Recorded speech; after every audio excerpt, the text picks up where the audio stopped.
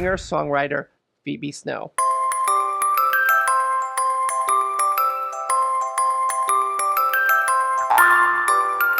Hi, I'm David Levin, and welcome to another well-groomed episode of Pop Goes the Culture. Today, the conclusion to my conversation from the vault with the late singer-songwriter Phoebe Snow.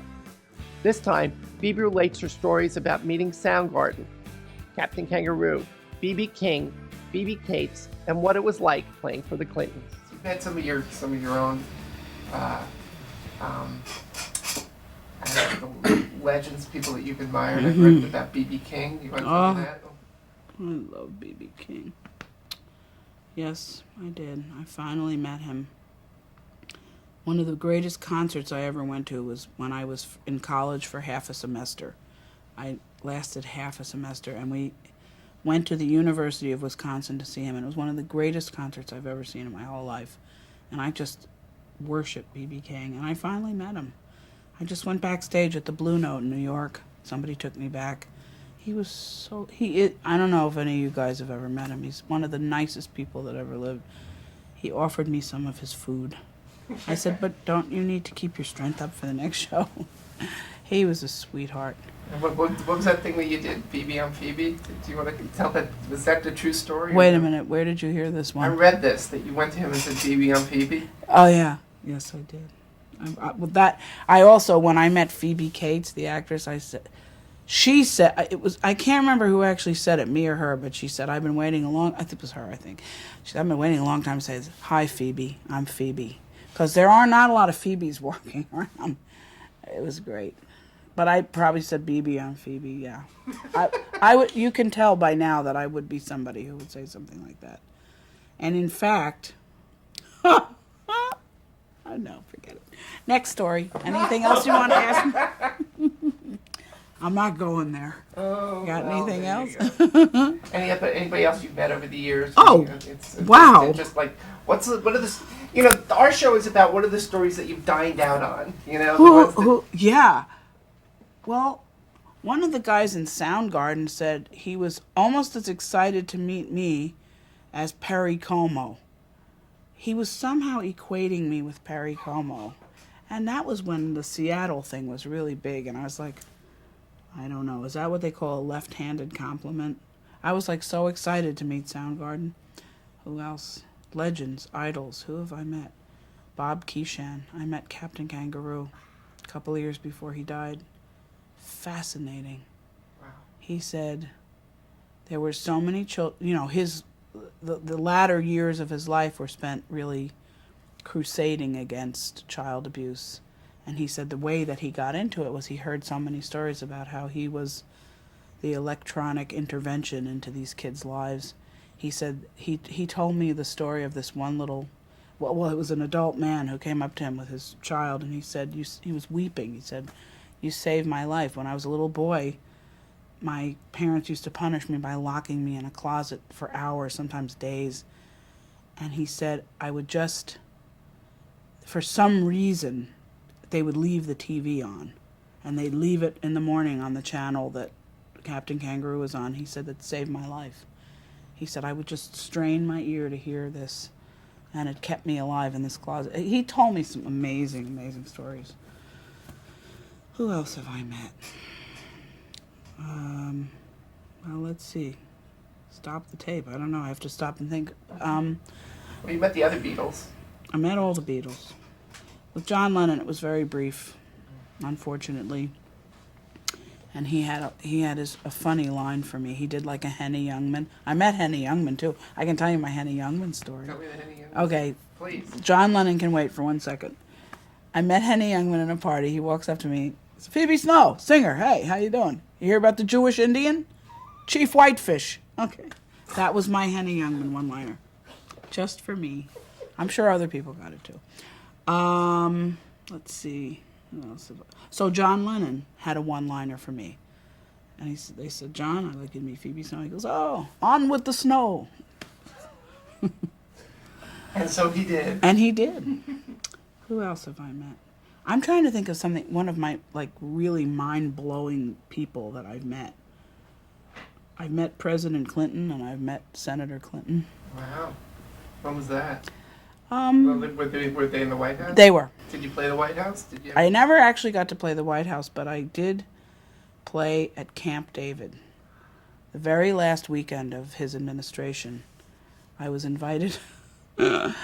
I can't believe I'm telling this one. I was invited to sing at Camp David, and I was deathly ill that day. I had a stomach virus, but I made myself get on it was an Amtrak train, and then a long car ride into this very secret, sequestered area of Maryland in the forest where Camp David is. And I just, forced myself to be present. And they put me in a cabin, one of those cabins that has a name. And I said, I'm going to die in this cabin. This is going to be a real drag. I'm never going to get to do my show. I actually did a sound check, then went to die in the cabin. And they said they'll call me. They're all partying. They're having this great buffet dinner. And this is this big, sort of denouement of everything. It's the end of his administration. Very emotional. And all the cabinet was there. The front row was like Madeleine Albright and Janet Reno and John Podesta and Donna Shalala. So his whole, I don't really know much about all this, and the president and the first lady are sitting there, and they're all beaming, and I'm dying up there. I'm so sick. And I said, this is going to be so good on my resume. I've got to do this show. It's going to be something I'll be able to talk about for years to come. And there was one point where I literally was so sick that I started my voice worked. I mean, I could sing, but I start waving back and forth, and someone in the back, there's maybe only 30 people in this room, this chapel. Somebody shouts, "We want the president to sing." And he's like, "I'm not gonna sing." It was great. I have pictures of this. It's great. He's like, "I'm not singing. Not with her up there." And I said, "Oh, come on, And I'm thinking, good, this will give me a minute to breathe. And he actually gets up on stage, and there were two women in his cabinet I can't remember their names, but they were great. He said, "I'm only going to do it if a couple of people get up here and help me." And the two cabinet members get up. It's in his book, all these names. But I wasn't in his book. I bought his book. It's 8,000 pages. I schlepped it home. I was so excited. And I turned to the chronologically, because everything was minutely detailed. I said, I want to see if I'm in. I wasn't in the book. I was conspicuously. What did he say? Well, we had a whole bunch of songs that were kind of real easy peasy songs that anybody could do. And I was thinking, maybe he'll have his saxophone laying around somewhere, and that would be the way we would do it. But he didn't. He didn't have a saxophone. So he got up, and he's actually, my keyboard, it was just me and a keyboard player, and I played guitar a little bit. And he's sort of going through all the sheet music on the piano, and he's like, "I think I want to do this one." And he holds it up, and it was, I believe it was "Stand By Me." So basically, all he had to do is, I have pictures of him with his arms around these two women in his cabinet, and they're sort of doing rocket kicks and stuff. It was great. And they were going, "Stand by me." It was great. And the whole audience was singing. It was a nice little sing-along song. So there you have my moment in history, which is not recorded for posterity in his book. But now it is. Well, your version of it. Hello, Mr. President. Hello, First Lady, Senator. Wow. They were beaming. They had a good time. They were beaming. And he kept saying, from the audience, he was the nurturer president. He goes, you don't have to do this, really, if you don't feel well, honey. I said, "No, I'm good. I can do it. It's going to be great. You'll see." And it was good. Oh, that's so great. Have we missed anything? Oh, yeah. But we don't have enough time for what we missed. Time for this. Is there anything that we've left out that you want to say? You told me you met John Belushi before he was famous. Yes, I did. And I also knew him a little bit after he was famous. But I saw him with the National Touring Company of Lemmings. Mm-hmm. He and Gilda Radner were both in that company. Mm-hmm. And I'm straining to remember. I'm thinking possibly John Candy was there. But once he's on stage, it was almost hard to notice anybody else. So this was in another little club in the Village in the early 70s, or it might have even been the late... No, I think it was the early 70s, because it was soon after that Saturday Night Live took place. But someone gave me a heads up and said, you have to see this, because they did a lot of rock and roll satire, parodies on things that were really funny rock stuff.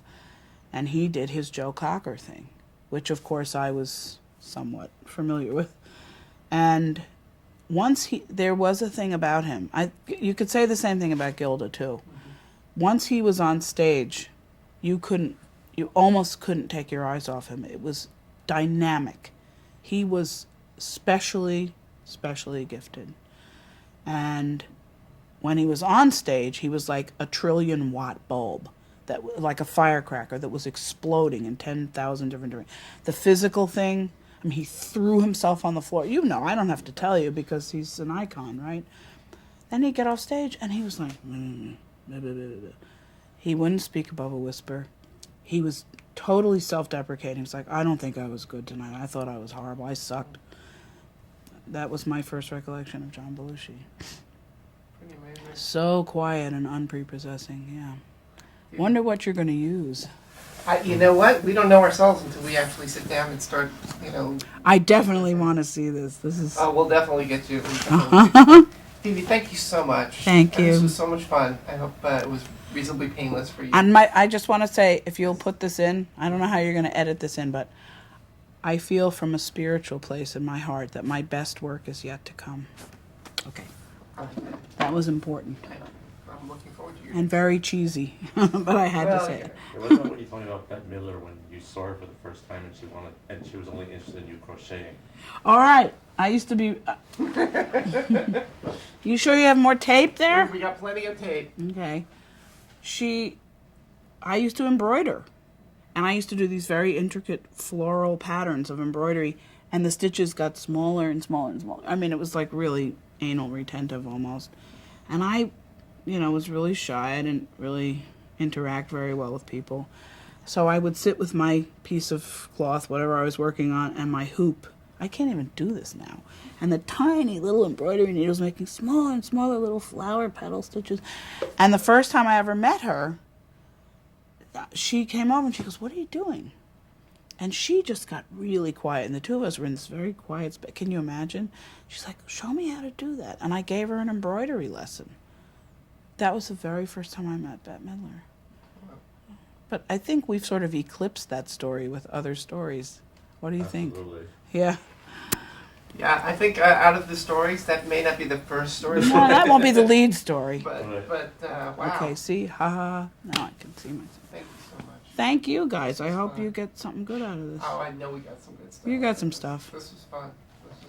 Amazing stuff. You might have to do volume 2 with me. We'll come back. And everybody thinks I've had so much downtime and I don't work that much. I've worked constantly. It just ain't front page news. Phoebe Snow. Not long after I did this interview, Phoebe's daughter, Valerie Rose, died at the age of 31, a loss that left Phoebe devastated. And just a few years later, Phoebe herself passed away at 60. She will not be forgotten. I'm David Levin. You can follow Pop Goes the Culture on Twitter at PopGoCulture, Facebook, or email me at popgoestheculturetv@gmail.com. And please don't forget to subscribe. I'm here with a new interview every Monday. See you next time.